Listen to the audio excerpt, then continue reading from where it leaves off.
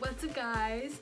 So today we're gonna have a girly day. Yay! I've struggled with hair damage. Number one, I dye my hair, so anyways that makes it all damaged. And also there was a time I was really sick, so I had lost a lot of hair, and it's just been like a never-ending thing. So I'm gonna give you my 5 top things to do so you can get healthy hair, avoid split ends, and just kind of give it a little bit of a boost.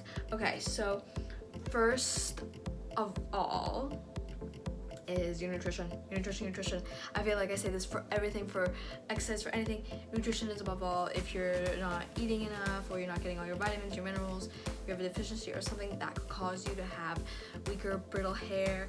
And yeah, definitely if you're noticing that you're losing too much hair, maybe you should check that out, because healthy hair, healthy nails are really big marks of a healthy body. Tip number 2. How are you brushing your hair? Okay, so I know we watch the movies when we're little with the princesses, and they're just brushing and counting to 100 strokes each time. I honestly try to avoid brushing my hair anymore. So if you're brushing and you're hearing that crack little sound that you hear, and you're kind of like, yes, I'm getting all the knots out.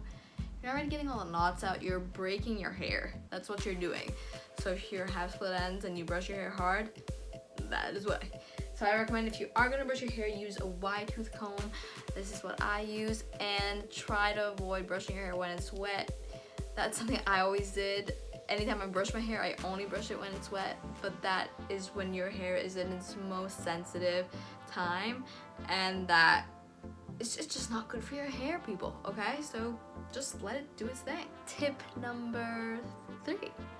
Something that I did all the time. I used to hate, when I was little, I used to hate having my hair down. I would always like tie it up, and I would never leave it down.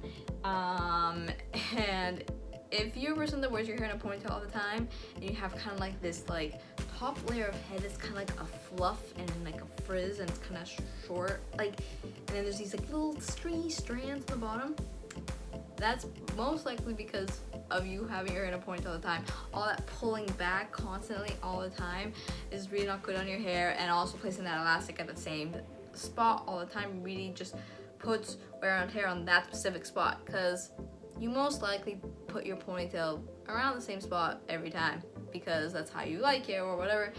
So I know it sucks. I'm not saying never put your hair in a ponytail, because I love high ponies. I'm a big fan of them, especially when I go to the gym. But maybe if your hair is kind of like needing some love, maybe if you have to pull it up, do it maybe a loose tie like this, like a loose ponytail, or like maybe like a little bun, but nothing that you're pulling your hair back, and you know, those high beautiful ponytails. Tip number 4. What elastic are you using? So this might seem silly, but okay, you put your hair up, you take your elastic out, and there's like millions of hairs pulled out with it, and then you're like picking the hair off the elastic, and then you know, you have to, if you're not like tired and you're like throwing it on the floor, then you have to bring it to the bathroom. If it makes it there, or if like just falls, and then one day you like decide that you have to like vacuum your floor because there's just a lot of hair on the rug. But anyways, you're killing your hair. Okay, so if going to use elastic, this is actually my hairdresser suggested to me to use these like springies. I call them the keychain elastics, because a lot of people just use them for like keys and stuff like that at work. But yeah, these little things, it is an adjustment, I have to say it. I don't love it. I miss my scrunchies and my little things, but this actually requires me also to kind of unstrap it when I'm unhooking it, and instead of like pulling on the hair, like the hair falls into, like, you see, like it falls into little grooves, and so it doesn't tug as much. I'm not gonna say that no hair comes ever out, but it's a significant difference. So try these out. Tip number 5, and my final tip for today, is just try to not do things that dry out your hair. So heat, air drying, irons, curlers, all those beautiful fancy stuff that we don't really have time for, but we do. Don't try not to do it as much, and especially in the summer, let your hair air dry. I mean, don't you remember those fun days when you were little and you know the sea breeze would hit your hair and you'll get those little beautiful little natural curls? We want those curls. Let it be. Let it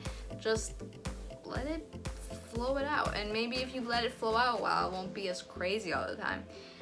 And also, if you're gonna go out in the sun, wear like a leave-in conditioner or something that has UVB protection in it. It's just gonna help your hair so it doesn't dry out as much, because we care for our skin, our body, and what we eat. We should care also for our hair. You know, it's a big symbol of beauty, and you know, in some cultures, you know, it was considered like precious and stuff like that to have hair and beautiful hair. So care for your hair. Currently I'm loving this Sunbum 3-in-1 repair. I love it. It's like any other. I hadn't had good luck with leave-in conditioners because my hair is very fine, and every time I put a leave-in conditioner it kind of gets it crusty and it just ruins I mean, it doesn't take a lot for my hair to go from looking okay to just kind of looking like I haven't even showered. So this one though, and I thought this was gonna be really heavy, not at all. It's so lightweight and it goes right on. It smells like banana coconut yumminess, which I just love. Like, bananas and coconuts are two of my favorite things in the world. Like, this makes me hungry. So yeah, try if you're looking for one. This one is a good one. Sometimes I use argan oil, but I don't like to do too much just because I'm blonde. Sometimes it kind of gives me that brassy tone, so I try to go a little light on the argan oil. But that's also a good option too. I like it. So yeah, those were my 5 tips for healthy, beautiful, shiny hair. And yeah, let me know if you like this episode, and if you want to have any other questions, please comment down below. Give me a big thumbs up and subscribe to my channel. And I'll see you next week. Bye.